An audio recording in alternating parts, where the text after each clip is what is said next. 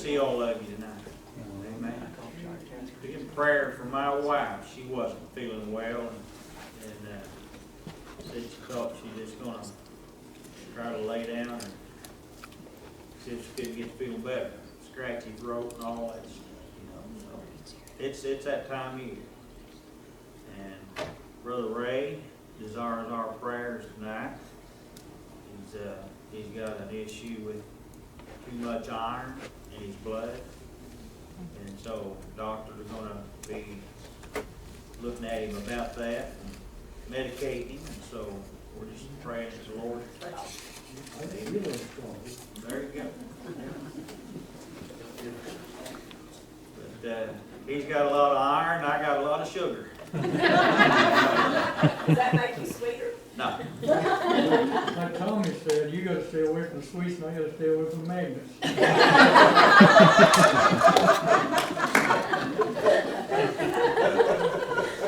Oh, yeah. That's one I'll have to remember. Okay. Let's remember those that are going through sickness right now, and there's some of them.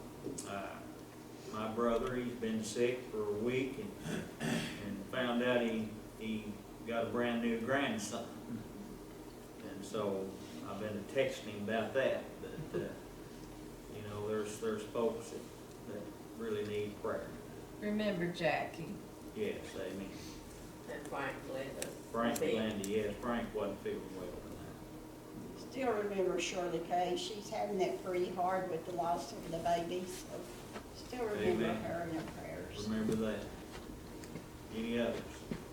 Yes. I keep my dad in prayers, Tim. Okay. Remember Tony's dad. I got praise. Ashley got approved today. When she got done with her schooling, she went straight to her apartment. So Praise the Lord. yeah, Great. she's Great. got her own apartment. Yeah. There are people there that stays with her, and it's gonna be a blessing for her. Well, that's wonderful. That's wonderful. All right. Let's have prayer. And I just pray tonight that we got this election over with. Let's pray that everybody comes together. All the people comes together. And, a lot of division. The church could help out in a lot of that. And that's what we're here for. Is we're here to try to do the right thing for everyone. And so let's pray for our country, that our country comes together. Amen. All right. Father, tonight we give thanks to you, and we give praise to you, and we honor you, Lord, above everything else. I pray that you just bless these that are sick tonight, and I pray that you touch their bodies and help them to feel better as we speak. And Lord, I pray for the one that has lost her grandbaby, and I know how devastated she must be because of that. And Father, there's a lot of things we don't understand, especially whenever it comes to the loss of a new baby. And I just ask you that you just bless her and bless the family. Father, tonight I pray that you just be with our country, and the election's over. Father, I just pray that we can all come together. We can all see where we have erred along the way and what we need to do to come back to you. This country needs to come to you. And Father, I pray that we will do that. I pray that there just be a way that the church could interact, and Lord, that the church could show the example that we're supposed to show, that all people might see that Jesus Christ is the answer. I pray, Father, that you bless Brother Chuck as he brings the lesson tonight. Help each of us, Father, that our hearts be open unto the word, and that we be receptive of what's said tonight. I give thanks to you for this church. I praise you, Lord, for what you've done tonight, just to continue to be with us. And we just give our thanks and our praise and our love to you in Jesus' name. Amen. Number 246 says you can't do wrong and get by. Amen. And I think that's been proven over and over and over again. You can't do wrong and get by.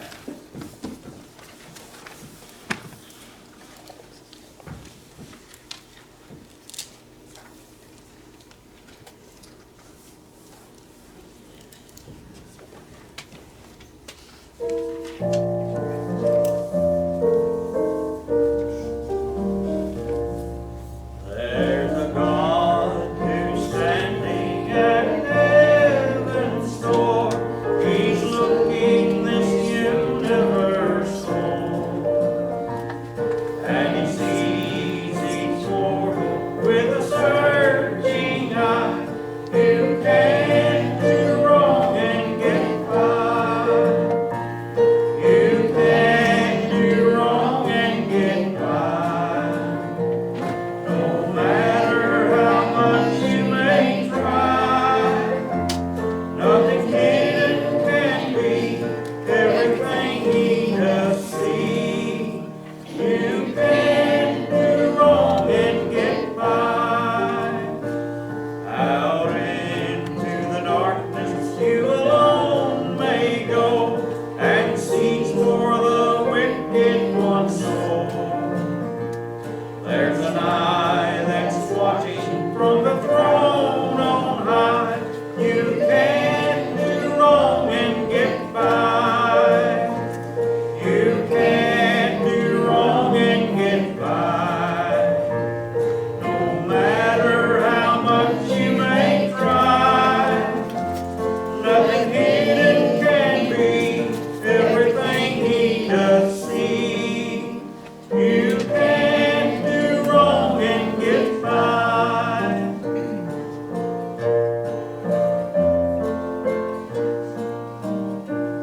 Yes, he knows your secrets, everything you do. He knows that your life is untrue.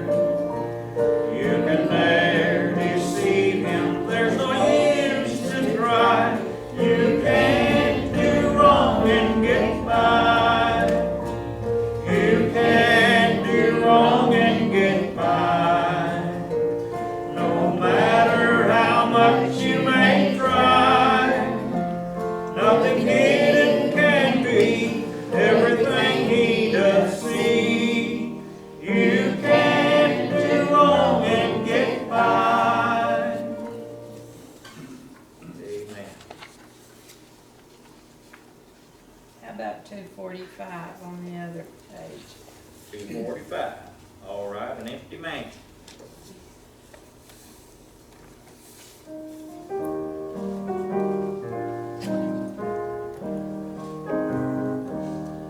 Here I labor and toil as I look for a home, just an humble abode among men. While in heaven a mansion is waiting for me, and a gentle voice pleading, come in. There's a mansion now empty, just waiting for me, at the end of life's trouble some way. Many friends and dear loved ones will welcome me there, near the door of that mansion someday. Ever thankful am I that my Savior and Lord promised unto the weary sweet rest.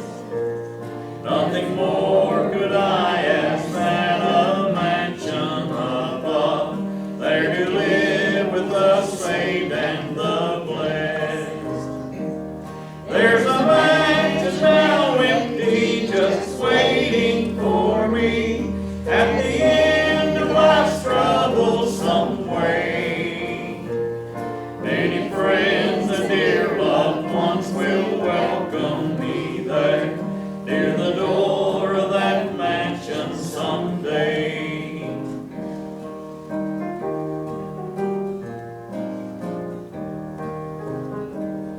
when my labor and toiling have ended below, and my hands shall folded in rest, I'll exchange this old home for a mansion up there, and invite the archangel as guest.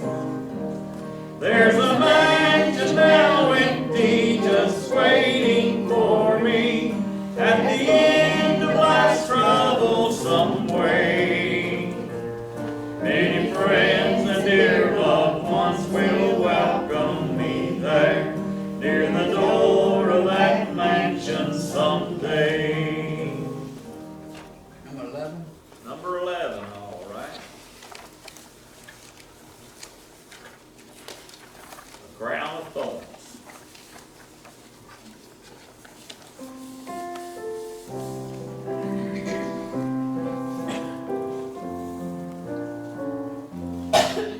There was no crown for him of silver or of gold. There was no diadem for him to hold, but blood adorned his brow and crowded stain he wore, and sinners gave to him the crown he wore.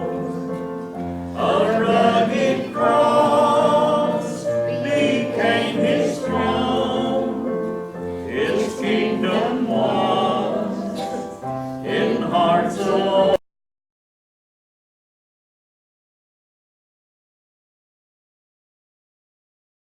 And wore the thorns upon his head.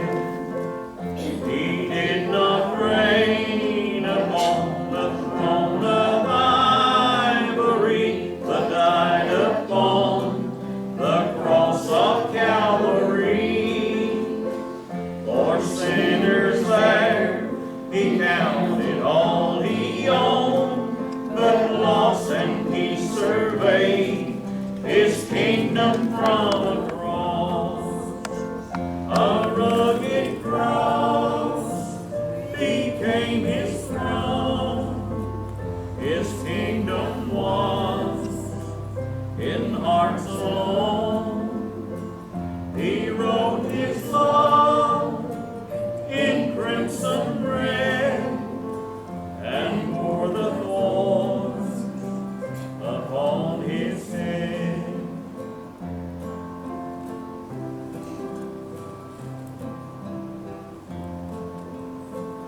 No purple robe he wore his bleeding wounds, to hide the stripes upon his back he wore with pride, and from the wounds there flowed a crimson cleansing stream that was a cover for the soul unclean. A rugged cross became his throne. His kingdom was in hearts alone.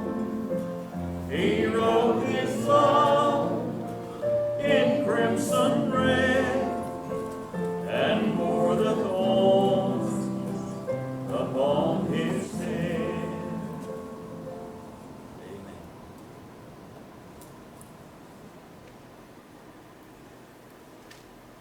Number 130. I am thine, O Lord.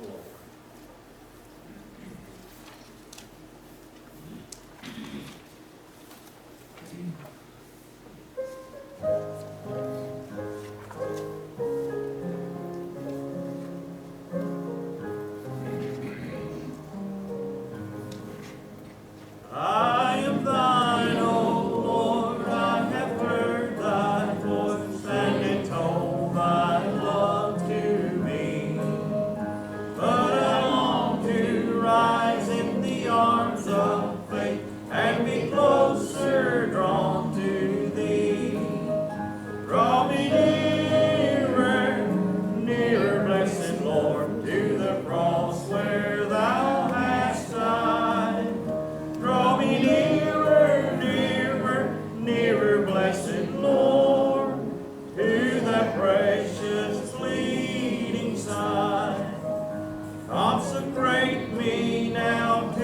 service, Lord, by the power of grace divine. Let my soul look up with a steadfast hope, and my will be lost in thine. Draw me nearer, nearer, blessed Lord, to the cross where thou hast died. Draw me nearer, nearer, nearer, blessed Lord, to the precious bleeding side. Oh, the pure delight of a single hour that before thy throne I spend, when I kneel in prayer and with thee, my God, I commune as friend with friend. Draw me nearer, nearer, blessed Lord, to the cross where thou hast died. Draw me nearer, nearer, nearer, blessed Lord, to thy precious bleeding side.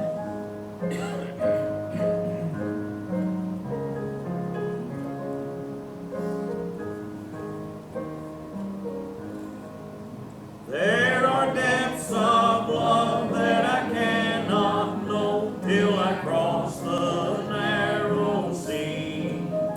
There are heights of joy that I may not reach till I rest in peace with thee. Draw me nearer, nearer, blessed Lord, to the cross where thou hast died. Draw me nearer, nearer, nearer, blessed Lord, to that precious bleeding side. Brother Ray, do you have a special for us tonight? We missed you this past weekend. And didn't hear you sing.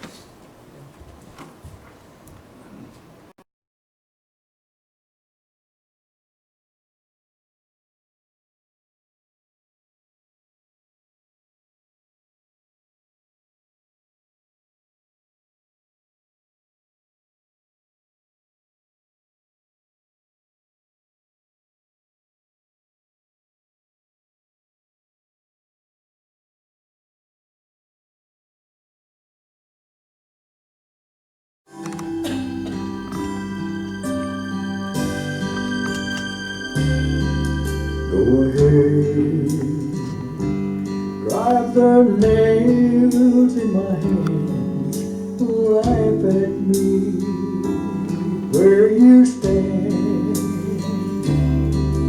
Go ahead and say it isn't me. The day will come when you will see. 'Cause our lives again, ain't no power on earth can tie me down. Yes, our lives again, death can't keep me in the ground.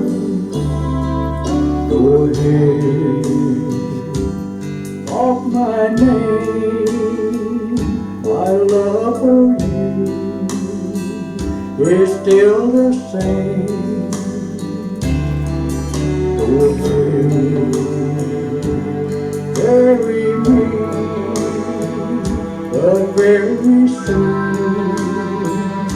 I will be free. 'Cause our lives again, ain't no power on earth can tie me down. Yes, our lives again, death can't keep me around.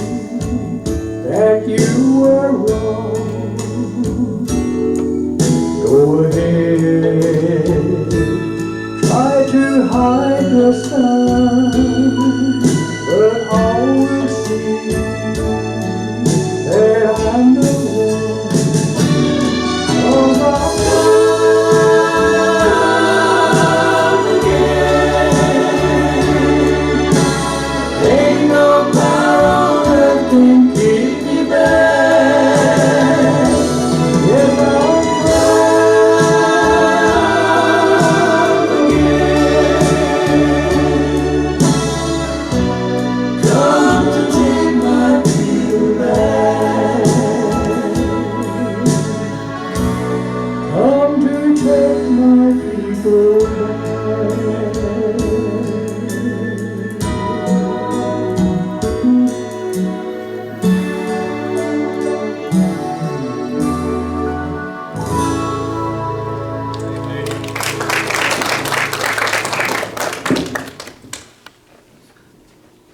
Amen. Rise again. Death can't keep me in the ground. Amen. Anyone else tonight? Well, there you go. We're going to go ahead and have prayer for Chuck and he can come on up and teach the lesson to us.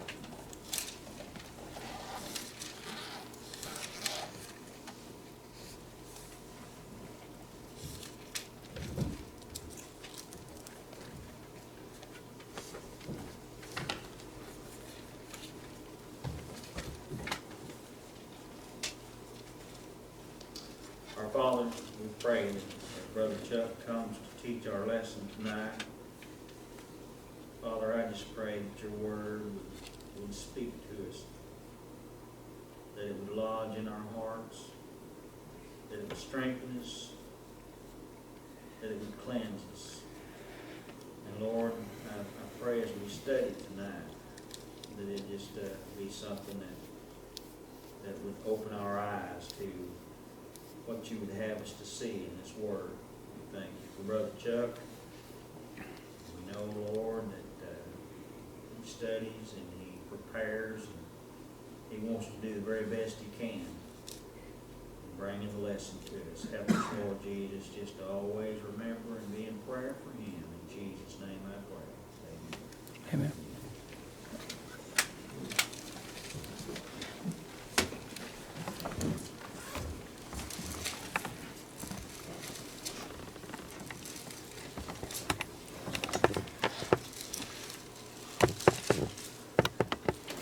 I appreciate Jasper's prayer and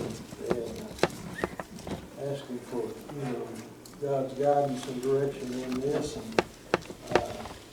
how many of you stayed up late watching elections last night? Anybody lose any sleep over that? Well, that's one of the things when Jasper was talking about, praying about, preparing and everything. This time I have studied. I may not be as sharp as I should be, but somehow, used to, you could get by with staying up late when you're in your 20s and 30s or 40s, but somehow as you get older, those hours seem to be a little bit more precious at times. So we're going to be in Matthew chapter 27, starting in verse 27. You might also go over to John 19, and we're going to kind of look over there. Last week we were talking about the trial of Jesus and how that,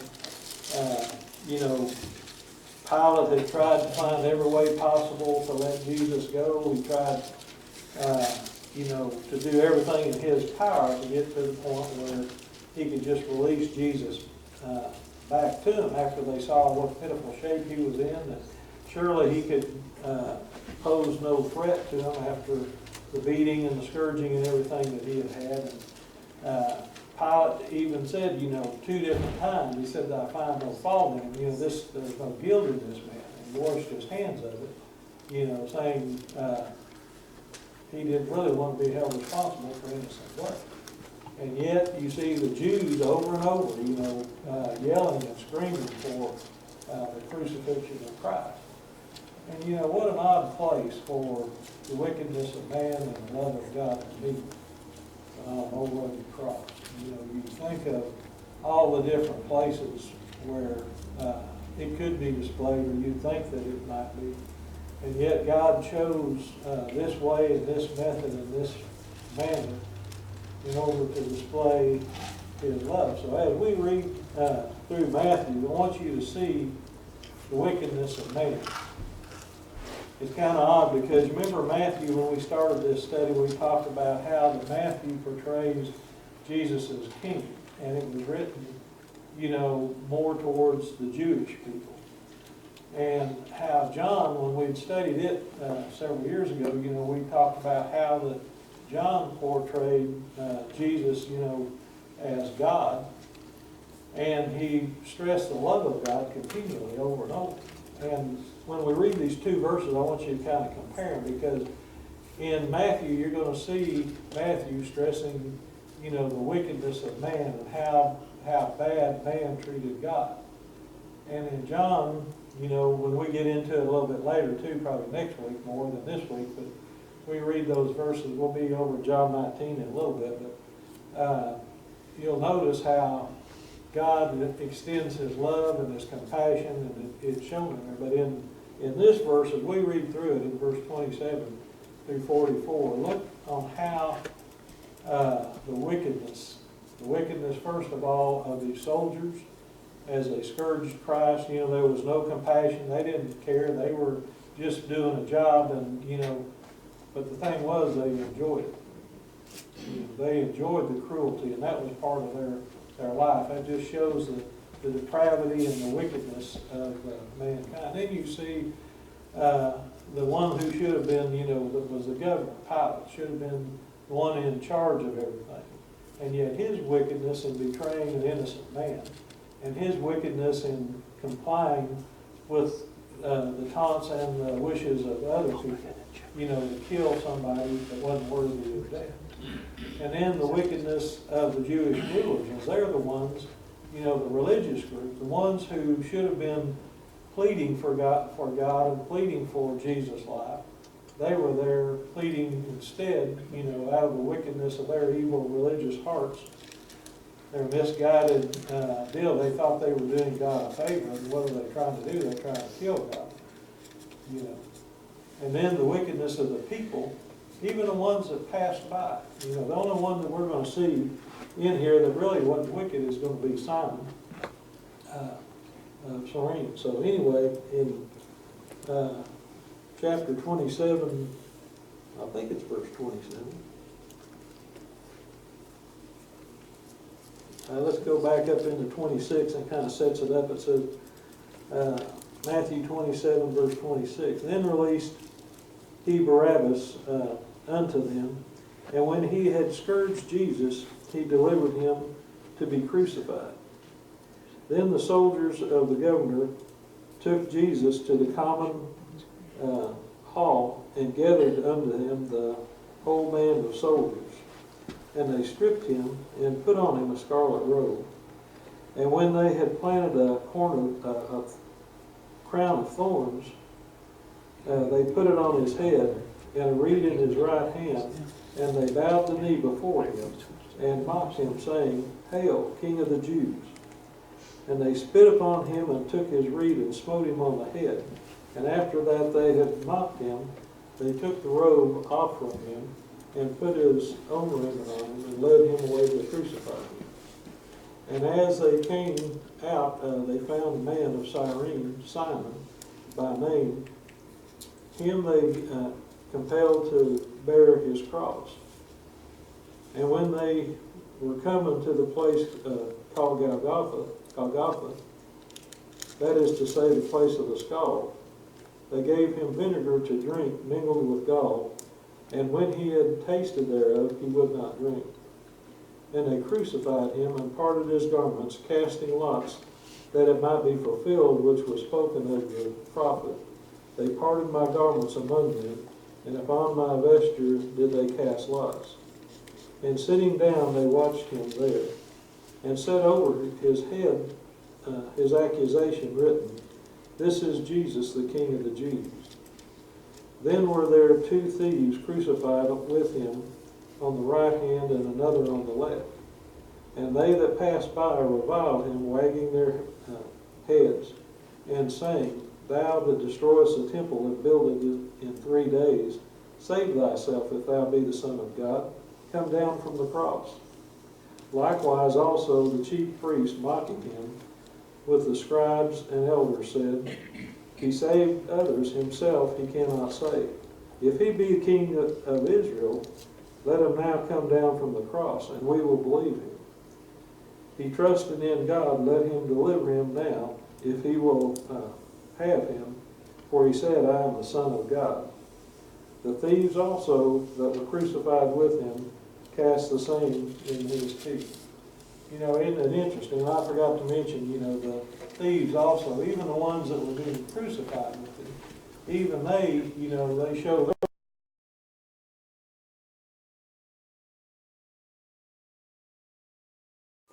names and aspersions upon Jesus Christ while he's there suffering. But you see, they tried to release Barabbas, and they wouldn't have it, so they took Jesus and said they brought him into the hall. In other words, the soldiers took him, and it was called the Praetorium. It was a large area, large open area, where it says that they all had all the soldiers there. It's a same word, aspiron, that we used when we were talking about the group that came out with the temple guards and with the priests to get Jesus in the garden. Remember when they came out and got him there and brought him back, and Judas had betrayed him, and that whole thing that we had talked about there.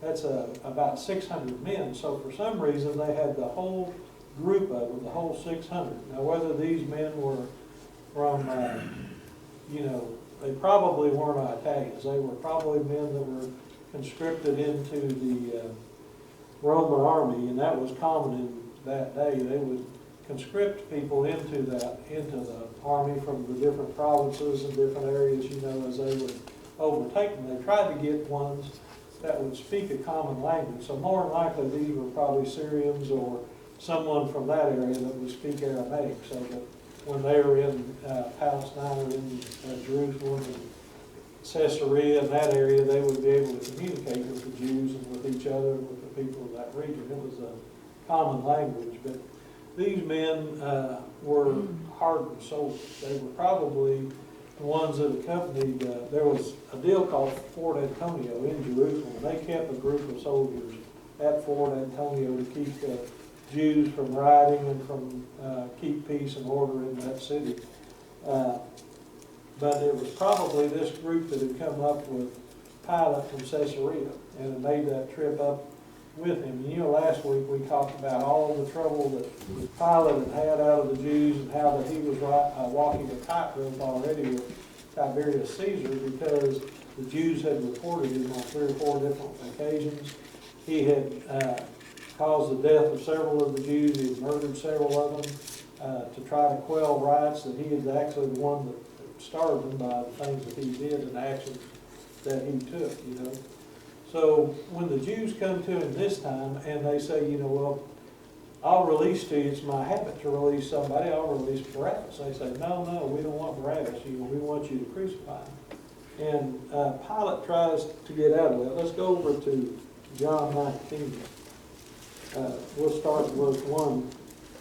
Just look at the similarities, but look at the things that John adds to this that Matthew doesn't. It says, then Pilate therefore took Jesus and scourged him. And the soldiers plaited a crown of thorns and put it on his head. And they put a purple robe and said, Hail, King of the Jews! And they smote him with their hands.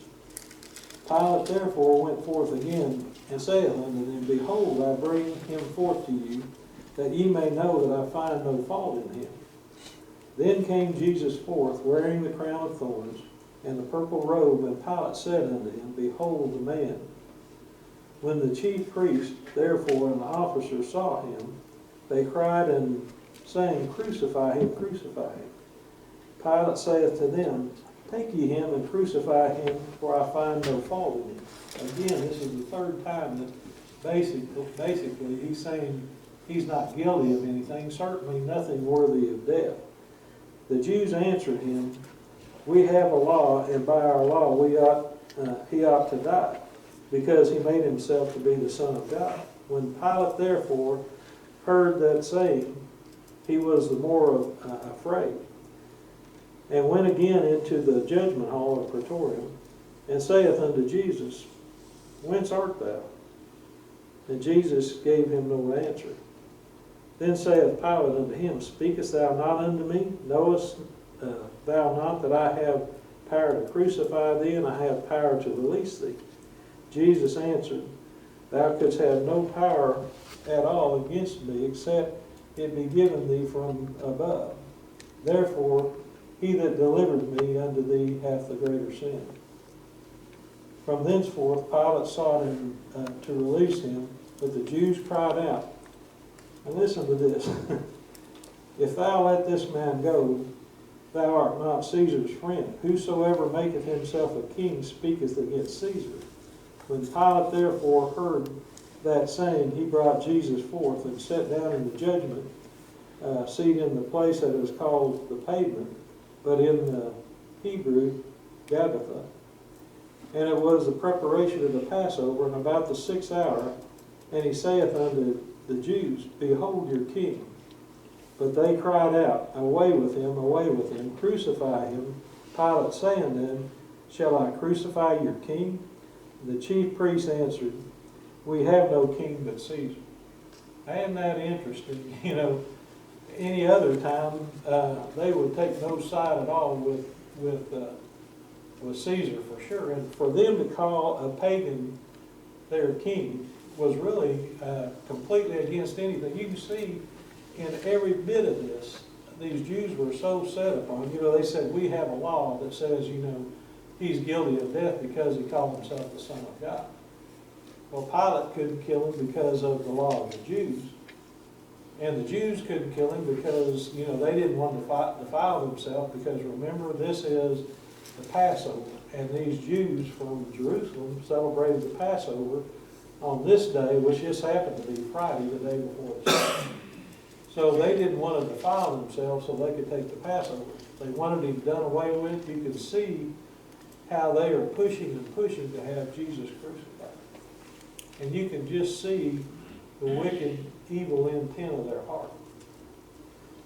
You know, we were singing these different songs about the cross, about the crown of thorns, and about Jesus, you know, surveying this kingdom from the cross, and about, you know, these things. But, you know, what was the full purpose of Jesus being here?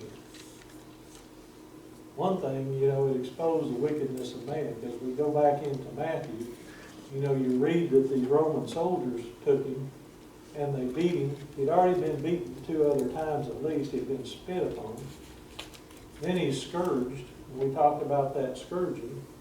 And, it, you know, you can get real graphic with it, but the thing about the scourging, you know, we talked about how they would be one on each side, and these men were experts in what they did, and they would, as they would throw that cat of nine tails in the lead and the metal shards that would go into the back, and the sharpened pieces of bones, as they would sink into those muscles in the back, as they would throw with that wooden handle those big long pieces of straps of leather, and as they would, when they pull it back, it would literally rip out the flesh, and so from both sides.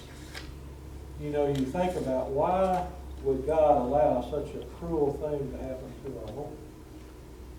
And you know, it just, you think about it, it's just exceptionally cruel, the way that they went about this. The Romans, you know, we talked about this originally, it was the Persians that came up with the idea of the crucifixion, and what they did is kind of an odd way of going about it, but the Persians and one of their gods believed that the earth was holy and sacred, and they didn't want to have a body on that, so what they would do is they're the ones that started the crucifixion by putting somebody up above the ground, and as they would put that person on there, and they would die, but they wouldn't touch the ground to honor their God. And the Romans came along, said by this time, by Jesus' time, there was probably at least 30,000 Jews that had suffered crucifixion just in this area by the Jews, you know, in probably the period of time that Jesus was alive, probably in 20 or 30 years, you know. So that's, you know, that's 1,000 a year being crucified. And, you know, it just shows you the cruelty. But when you think again back to our Lord, about the wickedness of man devising something like this to tear and to rend and to pull apart, to expose his, even they would, what would happen, you could even expose the entrails, the insides of the man when they would pull that flesh off. They were so adept and so good at what they did You know, so to expose the very, very inward parts of every part of him was exposed. And that just goes to show, you know, how that God exposes our sin is so wicked, even and vile, even in the deepest parts of us, in the recesses of our hearts and our mind. It's emblematic or symptomatic of how that, you know, the wickedness that is in man is so deep. And here he is to be an atonement for us, and there they are, you know, doing these things that extremely wicked and cruel. These men, though, however, did it unknowingly. They did it because it didn't matter to them. They had, you know, they were not certainly what we would call today Christians, but back in that day, you know, they weren't of the faith. They weren't of any kind of faith. They just had they lived their life, and they, you know, they owed their allegiance to Caesar. If they believed that if they were diligent in their service to Caesar, you know, then they would be rewarded in the afterlife. So to them, you know, they weren't doing anything but their job. It's the Jews that, you know, are compliant and should have known better. These Romans, and Pilate should have known better. You know, Pilate comes out, and you notice in John, he says, he brings Jesus out to him, he says, behold the man. In other words, he says, you know, look at him. This is one of yours. This is the one who calls himself your king. Or they make that accusation, and when he finds out about him, he asks him again, he says, you know, don't you know that I have the ability to take your life or to spare it? And he says, you wouldn't have any authority at all except that it was given to you. You know, and what Pilate doesn't understand is Jesus is saying, yeah, you can take my physical life, but my kingdom isn't a physical kingdom yet. It will be one day, but it's a spiritual kingdom. Remember when we talked about in Matthew how it talked about the kingdom, and it says, you remember in the prayer, it says, thy kingdom come, thy will be done on earth. You know, so it's going to be a physical kingdom, but right now it's a spiritual kingdom. And, you know, so Pilate is trying to do what he can to get out of this. And then in verse 30 it says, and back in Matthew chapter 30 it says, when they spit upon him and took the reed and smote him on his head, and they had mocked him, they took the robe from him. Now this is after they had put the crown of thorns on him. And there were several different kinds of thorns. We really don't know what in Jerusalem or in that area about that time, you know, we don't know exactly what they used, but you know, whatever it was, it wouldn't have been comfortable, and it would have been, when they took that, they wove a crown out of it, just like Caesar. You know, if you look at those inscriptions of Caesar back in that day, you'll notice that he always had a crown, and you know, they had a diadem of gold and everything, but this crown was a stephanos, and it was a crown made of like a wreath. And it was to symbolize, you know, his rule over the people, but also over the whole earth. And when he wore this, so they were mocking Jesus, you know, by putting this crown on him. And they said, you know, here's the kind of crown that you deserve. You call yourself the king of the Jews. So when they put that crown on and they pushed it down, of course, there was more blood. I've had people before, teachers that I sat under, one in particular, that at one time, before I knew the depth, I was just a new Christian. And his deal was, he always said that, you know, if one drop of Jesus' blood ever hit the earth, the whole earth would be redeemed, because Jesus' blood was so pure and so precious. But by this, we know there was blood everywhere. After I read this and heard the description of the crucifixion and actually had studied it a little bit more, I knew that couldn't be true. I appreciate his teaching in so many ways. He was a great teacher.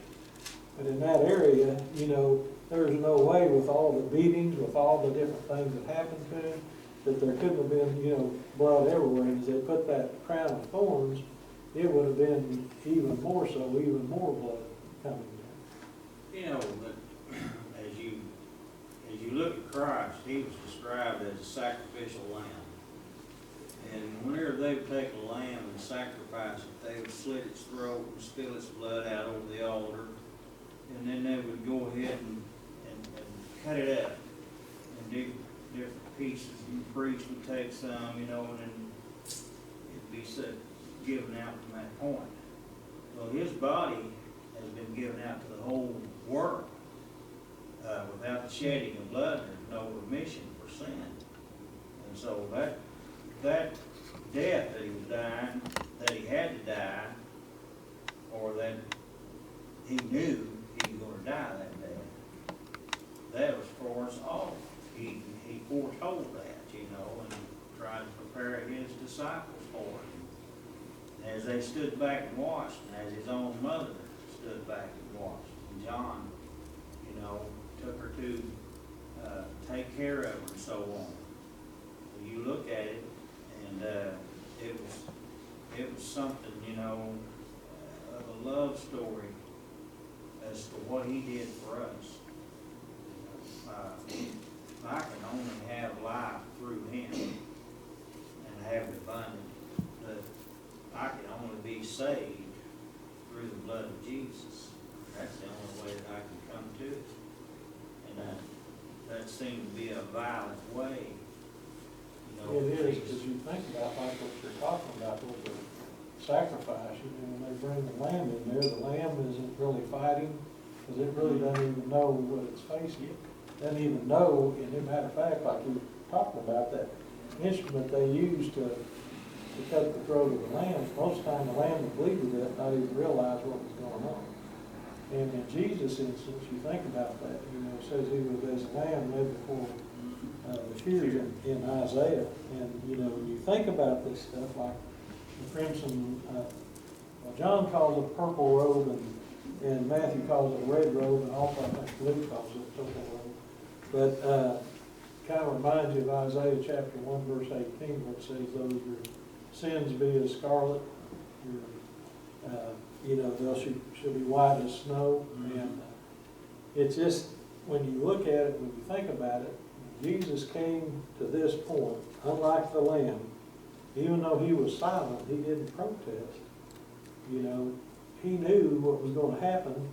The lamb doesn't know what it's there for. The lamb doesn't realize that it's going to be going through all those things and be, you know, torn apart and everything. But with Jesus, he knew. And he knew the reason he did. You know, with the lamb, the blood was temporary. It was innocent blood because the lamb can't sin. It doesn't have the ability to know right and wrong like a human being does. And so their blood is pure of sin. Now, you know, you can get mad at an animal because they do something in the house you're not supposed to do or something, or they do something you don't want them to do, and you can get that they're not sinning because they don't know any different. But with Jesus, as he was there, he had no sin. And he came there for the reason, knowing that he was going to suffer. You know, you think, go back to the garden, it says 3 times, he said, if it be possible, let this cup pass from me. Because he knew what was going to go on, but he said, nevertheless, not thy will, you know, not my will, but thy will be done. And when you think about that for us, what does that tell us? Even though sometimes we may face things that are unpleasant as a Christian, that we should be more concerned about doing God's will than doing our will. You have something wrong? Yeah, I was just thinking about what you said about like the teaching point about going right way. So on the other hand, we say, well, Jesus' blood was not the Savior. Jesus sacrificed his life and gave his blood for his creation of man. But that blood has no meaning to man at all unless he confesses, believes who Jesus is, what he did, and confesses his sin. Then that blood covers him. But he could walk under all the blood Jesus shed. But they got faith that says it's impossible to please it. Yeah, and the blood is emblematic of death. You know, that's what we sing about the blood. What we're doing is singing about the the death of Christ. But, yeah, it's only means something when somebody accepts it for what it was meant for. And the interesting thing, when we read through this, we're talking about the wickedness and the cruelty of mankind and the different ones involved in this. And if you look at it, you can just see how wicked and cruel they were, and what was the whole intent. The whole intent was, to save man from his wickedness and his cruelty, from his sin, from his ungodliness, from that ungodly nature. But yet Christ had to suffer this indignation.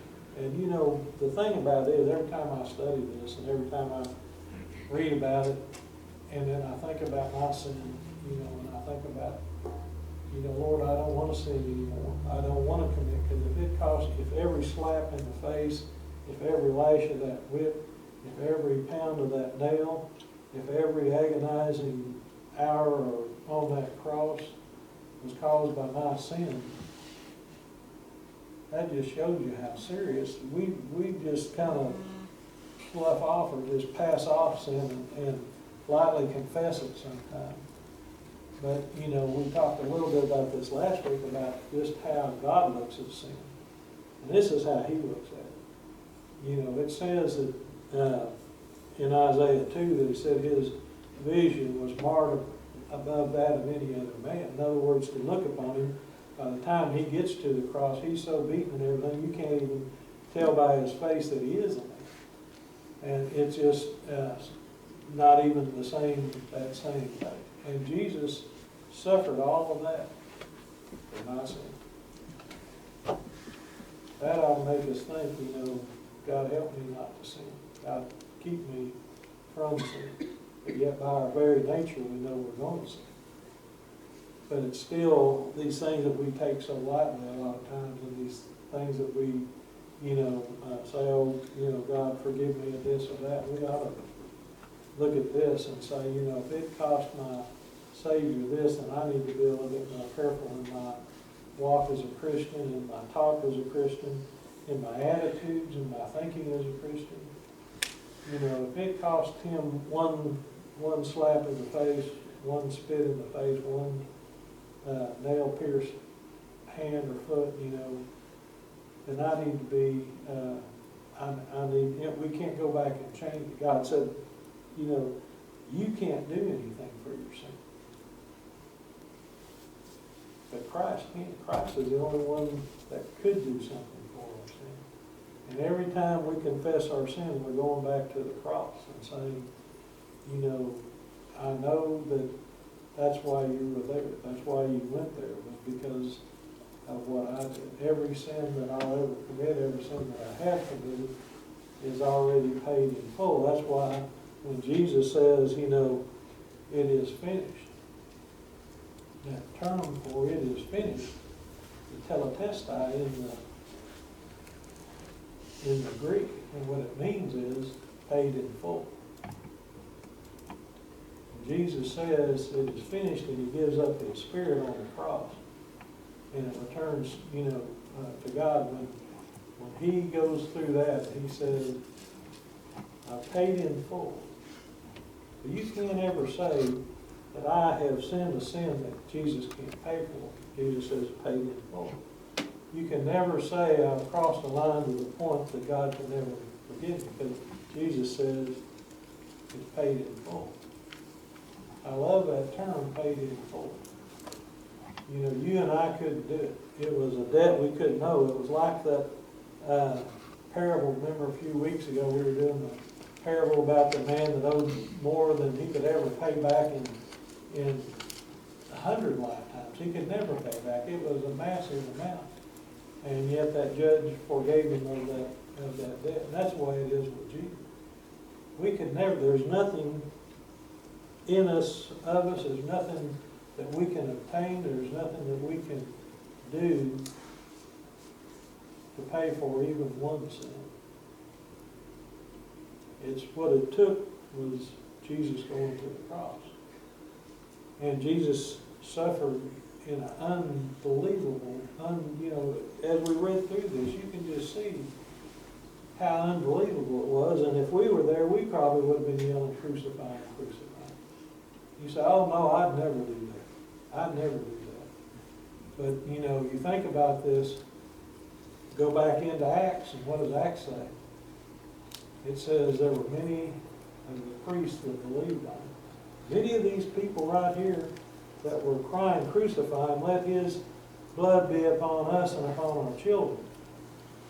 We have no king but Caesar. He isn't our king. They were denying him, you know, even more so than Peter denied him. And they said, you know, we don't have a king but Caesar. And they turned their back on him. They denied it. But just a few months later, what's going to happen? They're going to be saved. A lot of them, not all of them. Some of them are going to come to a saving knowledge of Jesus Christ. And can you imagine? Can you imagine if you were one of these people that were yelling, crucify him, crucify him, kill him, put him to death, torture him? And if they could, some of them would have gone up and hit him in the face themselves. And yet, those are the very ones who died. And we're not any less guilty. The only thing is, we weren't there that day. You know, a lot of people make a big deal about Adam and his sin, but, you know, I think if we'd been there, we would have done just as bad or worse. You know, we can't say, Adam, I heard one preacher say, you know, when he gets to heaven, he's going to kick Adam in the time parts or something, you know. I think that's a ridiculous thing to say, because had that man been in that same position, he would have been probably, he would have sinned also. That's just the way it is. It's our nature. We're out of time. Next week, we're going to look at the crucifixion on the cross. Trying to get to where by the end of December, we'll finish up with Matthew. We just got, you know, the rest of chapter 27 and 28, and I think hopefully we can get done. There's so much in there, though. What I want to do is try to start Revelation sometime in January. So, you know, I'm hoping that we can get through these next couple of this chapter and a half by the end of December and start Revelation in January.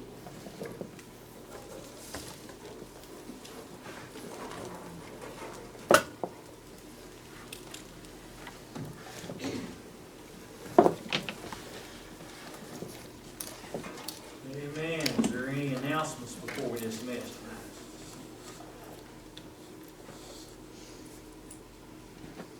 No announcements? I'm announcing to you, I'm gonna go home and go to bed there a little bit. I think there's baby shower Saturday, aren't they? Emily's. For 11 o'clock Saturday for Emily. I There don't is. know, Linda. There is. Yeah. I remember announcing it, but I forgot the time. I think they said 11, I don't. Yeah. It is. Yeah. Okay. All right, remember that. Any other announcements? If not, we'll be dismissed in prayer. God bless each of you. Hope you have a great week, what's left of it. And so, hope to see you Sunday. And come with prayer on your heart and be praying, you know, as I said, for these that stand in need of our prayers, and pray for our country. Amen? Amen. Let's be dismissed in prayer. Bud, would you dismiss us? Heavenly Father, we're so thankful to be able to gather here tonight with you.